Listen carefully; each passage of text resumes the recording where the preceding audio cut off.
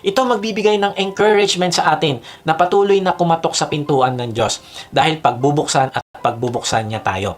Maaring iba lang ang paraan ng pagsagot ng Diyos, pero kaibigan, bubuksan at bubuksan niya ang pinto para sa iyo.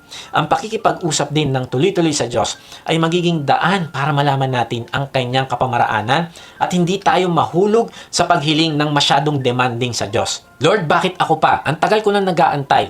Nagsiserve naman ako sa iyo, bakit wala pa rin? Kaibigan, merong sariling paraan ng pagsagot ang Diyos sa ating panalangin. At kapag hindi tayo mananampalataya na mas alam niya ang makakabuti sa atin, ay mahuhulog tayo sa pagdedemand o pagpipilit ng ating kagustuhan. Kaya kaibigan, kung nakakita ka ng kapatiran na parang nawawalan na ng pag-asa na mag-antay sa Diyos, ay huwag mo sabihin na ikaw kasi kulang ka sa pananampalataya. Kaibigan, mas lalo lang manghihina ang ating kapatid.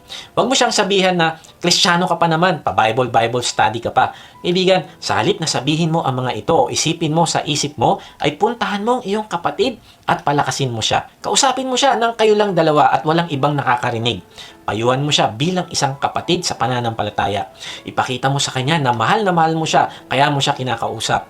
Ngayon, kung ikaw ay sinungitan at inaway, ay hindi ka gaganti, kung hindi, magpapatawad ka at ipapanalangin mo siya. Kaya kaibigan, bago mo isipin sa isip mo na wala na itong pag-asa, masyadong makulit, ayan tanong kaibigan, pinaglalaban mo ba ang iyong kapatid